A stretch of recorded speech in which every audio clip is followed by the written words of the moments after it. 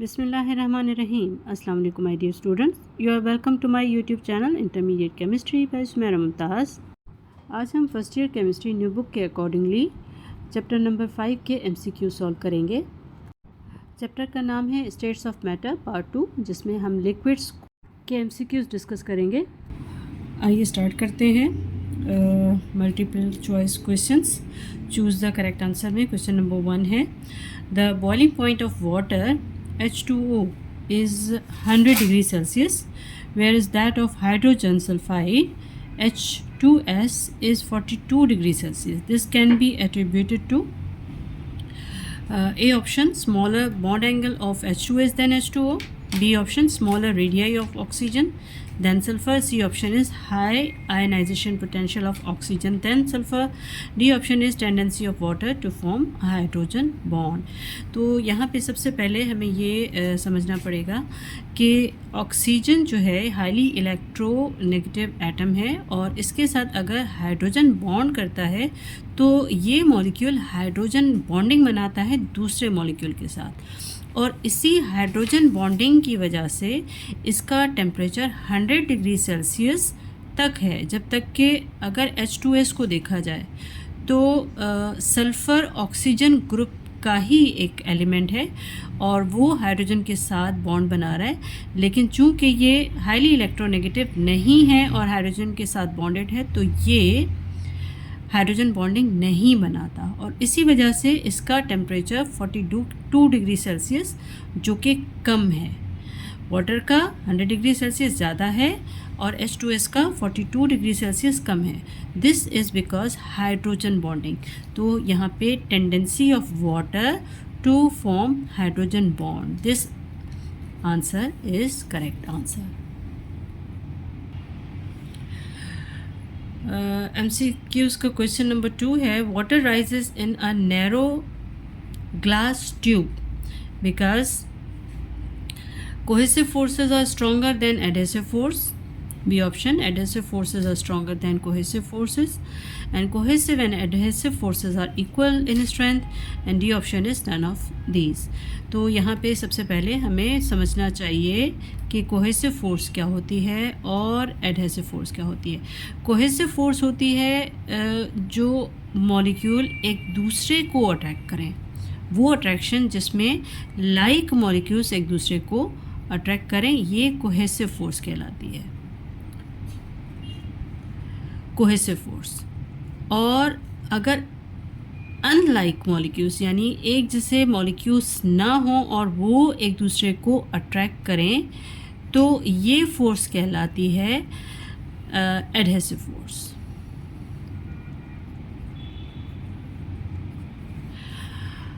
Like molecules cohesive force, unlike molecules different molecules एक दूसरे को अट्रैक्ट करें, ये एडहेसिव फोर्स कहलाती है। तो यहाँ पे जो वाटर राइज होता है ग्लास ट्यूब के अंदर, राइज अप हो जाता है, तो यहाँ पे फोर्स कौन सी होती है कि water molecule is attracted by glass tube particles, यानी कि अनलाइक मॉलिक्यूल्स एक दूसरे को अट्रैक्ट करते हैं, इसलिए पानी जो है वो राइज हो जाता है ग्लास ट्यूब में। यानी कि अनलाइक मॉलिक्यूल्स एक दूसरे को अट्रैक्ट करें, एडहेसिव फोर्स यहाँ पे ज़्यादा होगी। तो यहाँ पे कौन सा आंसर सही हो सकता है? Adhesive forces are stronger than cohesive forces. This option is correct option. B option is correct option. Question number 3, which of the following statement is incorrect. यहाँ पे जो स्टेटमेंट्स दी गई हैं, कौन सी स्टेटमेंट करेक्ट नहीं है? A option, viscosity is resistance against flow of liquid. तो viscosity की डेफिनेशन ही होती है रेजिस्टेंस टू फ्लो, तो ये ऑप्शन सही है। B option, liquid possess definite volume. Liquid का वॉल्यूम डेफिनेट होता है। अगर लिक्विड को किसी ग्लास में, किसी जग में या किसी और कंटेनर में डाला जाए तो उसका वॉल्यूम वही रहता है, तो ये स्टेटमेंट भी ठीक है। One feels sense of cooling after bath due to condensation, के कूलिंग फील होती है बाथ के बाद, नहाने के बाद कूलिंग फील होती है, और इसकी वजह क्या होती है? कंडेंसेशन। तो बाथ के बाद क्या होता है कि हमारे जिस्म पे जो वाटर पार्टिकल्स या वाटर मॉलिक्यूल्स होते हैं वो कंडेंस होते हैं या इवेपोरेट होते हैं? तो वो इवेपोरेट होते हैं। तो इवेपोरेशन की वजह से, यानी जो मॉलिक्यूल इवेपोरेट हो जाते हैं उनकी वजह से पीछे टेम्परेचर डिक्रीज़ हो जाता है, इस वजह से कूलिंग फील होती है। तो यहाँ पे ये हो सकता है one feel sense of cooling after bath due to evaporation, condensation is wrong. तो ये स्टेटमेंट जो है वो इनकरेक्ट है according to question number 3, which of the following statement is incorrect. तो ये स्टेटमेंट जो है वो इनकरेक्ट है। डी ऑप्शन भी देख लेते हैं। Sublimation is an endothermic process. Sublimation is also kind of evaporation. तो ये सब्लिमेशन भी एंडोथर्मिक प्रोसेस है, जो कि करेक्ट है। तो C option is incorrect option.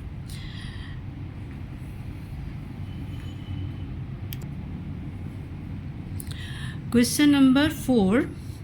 Which of the following possess weakest London dispersion forces?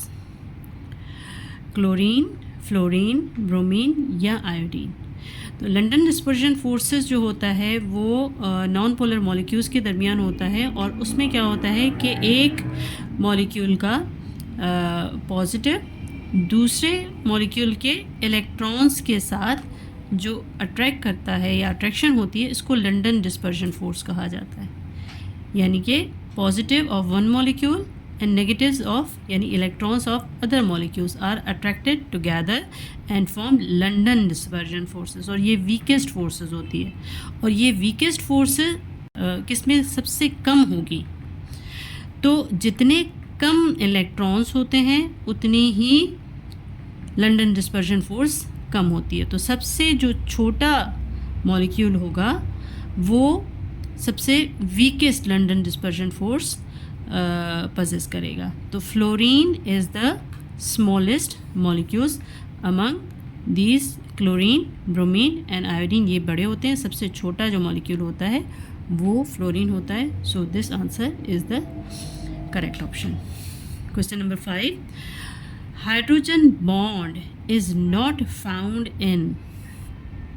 Hydrogen bond कहाँ पे नहीं पाई जाती? तो हाइड्रोजन बॉन्ड को समझने के लिए हमें ये समझना पड़ेगा कि हाइड्रोजन बॉन्ड किसे कहते हैं। ऐसा मॉलिक्यूल जो कि हाइड्रोजन के साथ हाईली इलेक्ट्रोनेगेटिव एटम्स अगर अटैच्ड हों, जैसे नाइट्रोजन, ऑक्सीजन एंड फ्लोरीन।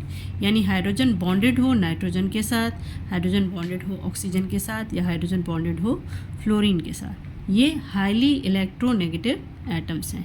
अगर ये हाईली इलेक्ट्रोनेगेटिव एटम्स हाइड्रोजन के साथ बॉन्डेड होंगे तो यहाँ पे partially positive and partially negative charge develop हो जाती है, और इसकी वजह से जो नेबरिंग मॉलिक्यूल होते हैं उसको अट्रैक्शन होती है। उस अट्रैक्शन को हाइड्रोजन बॉन्ड कहा जाता है। तो यहाँ पे हम देखेंगे कि कौन कौन से मॉलिक्यूल्स दिए गए हैं। H2O, यहाँ पे O मौजूद है। यहाँ पे CH4 मीथेन, यहाँ पे ना नाइट्रोजन है, ना ऑक्सीजन, ना फ्लोरीन है, कार्बन है। यहाँ पे नाइट्रोजन मौजूद है, और यहाँ पे फ्लोरीन मौजूद है। तो B option, methane gas, is the correct option in which hydrogen bond is not found. Question number 6. The boiling point of different liquids may be different at the same external pressure due to different liquids के boiling point different क्यों होते हैं जबकि external pressure या atmospheric pressure same हो? Boiling point different इस वजह से होते हैं, जैसा कि बॉइलिंग पॉइंट हमें पता है कि बॉइलिंग पॉइंट किसे कहते हैं? Boiling point when vapour pressure becomes equal to atmospheric pressure. Boiling point क्या होता है कि vapour pressure of liquid becomes equal to atmospheric pressure या एक्सटर्नल प्रेशर। तो डिफरेंट लिक्विड्स के वेपर प्रेशर डिफरेंट होते हैं, तो डिफरेंट वेपर प्रेशर होने की वजह से उनके बॉइलिंग पॉइंट भी डिफरेंट होते हैं। अब डिपेंड करता है एक लिक्विड जिसकी इंटरमोलिकुलर फोर्सेस जो होती हैं वो वीक हैं, वीक होने की वजह से वो जल्दी इवेपोरेट हो जाएगा और उसका वेपर प्रेशर कम होगा।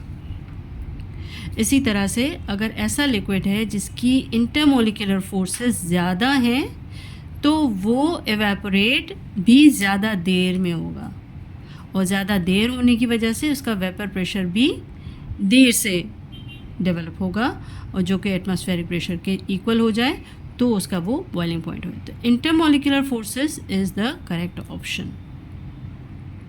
डिफरेंट लिक्विड की इंटरमोलिकुलर फोर्सेस डिफरेंट होती हैं, इसकी वजह से वेपर प्रेशर डिफरेंट होता है, जो कि इक्वल होगा एटमॉस्फेरिक प्रेशर के, तो बॉइलिंग पॉइंट डिफरेंट हो जाता है। Question number 7, which statement is incorrect about evaporation? It is an exothermic process. It is reverse process of condensation. It occurs at all temperature and pressure. It causes cooling effect. तो यहाँ पे कौन सी state और कौन सी incorrect है? तो it is an exothermic process. Evaporation जो है वो endothermic process है। Endothermic process इस तरह से कि जैसे अगर number of molecules हैं, number of molecules is directly proportional to kinetic energy. जितने नंबर ऑफ़ मॉलिक्यूल्स होंगे उतनी ही उनकी काइनेटिक एनर्जी होगी, और जितनी काइनेटिक एनर्जी होगी उतना ही उसका टेम्परेचर होगा। तो इवेपोरेशन में क्या होता है कि नंबर ऑफ़ मॉलिक्यूल्स जो एस्केप हो जाते हैं, ऊपर को इवेपोरेट हो जाते हैं, और इवेपोरेशन की वजह से नंबर ऑफ़ मॉलिक्यूल्स जो होंगे वो डिक्रीज़ हो जाएंगे, और डिक्रीज़ होने की वजह से काइनेटिक एनर्जी भी डिक्रीज़ हो जाएगी, और इसी तरह से इसका टेम्परेचर भी डिक्रीज़ हो जाएगा, और टेम्परेचर डिक्रीज़ होगा, that means it is an endothermic process, not exothermic process. तो इसलिए ये स्टेटमेंट जो है वो इनकरेक्ट है according to question number 7, which statement is incorrect. बाकी स्टेटमेंट्स को भी देख लेते हैं। B option, it is a reverse process of condensation. Condensation को अगर रिवर्स करें तो वो इवेपोरेशन होता है, तो ये ऑप्शन भी करेक्ट है। It occurs at all temperature and pressures, और इवेपोरेशन हर टेम्परेचर एंड प्रेशर पे होती है। अगर पानी को अगर हम खुला छोड़ दें तो वो खुद ब खुद इवेपोरेट हो जाएगा, चाहे हम उसको टेम्परेचर प्रोवाइड ना करें। तो ये सी ऑप्शन भी करेक्ट है। इट कॉजेज कूलिंग इफ़ेक्ट, ये कूलिंग इफ़ेक्ट देता है, जैसा कि यहाँ पे मैंने इसको एक्सप्लेन किया कि टेम्परेचर डिक्रीज़ होगा तो कूलिंग हो जाएगी। तो A option is incorrect, it is an exothermic process. ये इनकरेक्ट स्टेटमेंट है। Question number 8, which of the following liquids show maximum surface tension? कौन सा लिक्विड है जो मैक्सिमम सरफेस टेंशन होगा? वाटर, मरकरी, इथाइल अल्कोहल, ये गैसोलीन पेट्रोल को कहा जाता है। ये बी ऑप्शन जो है वो करेक्ट है, क्योंकि surface tension tends to reduce surface area. तो मरकरी का अगर हम मुशाहिदा करें तो वो हमें हमेशा इस फॉर्म में नज़र आता है।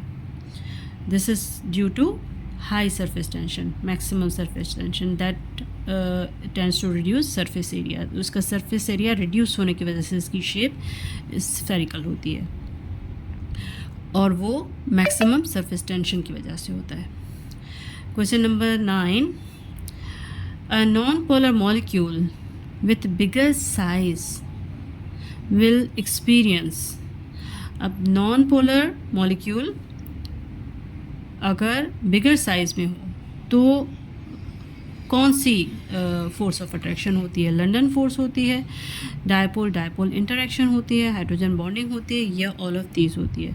तो नॉन पोलर मॉलिक्यूल्स जो होते हैं वो हमेशा लंडन फोर्सेस एक्सपीरियंस करते हैं। उसकी वजह से क्या होता है, लंदन फोर्सेस होती है नॉन पोलर मॉलिक्यूल, जैसा कि ऊपर भी एक यहाँ पे भी आपको बताया गया कि नॉन पोलर मॉलिक्यूल की वजह से लंदन फोर्स ऑफ अट्रैक्शन, जो कि वीकेस्ट फोर्स ऑफ अट्रैक्शन होती है between molecules. Question number 10, cooking time is reduced in pressure cooker because. Cooking time reduce हो जाता है या कम हो जाता है अगर हम किसी फूड को कुकर में बनाते हैं तो। अब यहाँ पे ऑप्शन है boiling point of water increases, B option boiling point of water decreases, C option vapour pressure of liquid is reduced, D option heat is uniformly distributed. तो यहाँ पे जब हम कोई भी फूड प्रेशर कुकर में कुक करते हैं तो उसकी रीज़न क्या होती है कि हम उसका प्रेशर, एक्सटर्नल प्रेशर बढ़ा देते हैं उस वाटर के ऊपर या उस लिक्विड के ऊपर हम एक्सटर्नल प्रेशर बढ़ा देते हैं। एक्सटर्नल प्रेशर बढ़ाने की वजह से उसका बॉइलिंग पॉइंट भी बढ़ जाता है। एक्सटर्नल प्रेशर बढ़ाने की वजह से उसका बॉइलिंग पॉइंट भी बढ़ जाता है और बॉइलिंग पॉइंट बढ़ने की वजह से ज़्यादा टेम्परेचर मिल रहा होता है फूड को, जिसकी वजह से वो जल्दी कुक हो जाता है। तो A option is the correct option, boiling point of water increases. Boiling point of water increases, temperature is increases so that the cooking time is reduced in pressure cooker. So A option is the correct option. This is up for today. Thanks for watching my video. Please subscribe my YouTube channel. Also press the bell icon to never miss any upcoming video. Thank you so much. Allah Hafiz.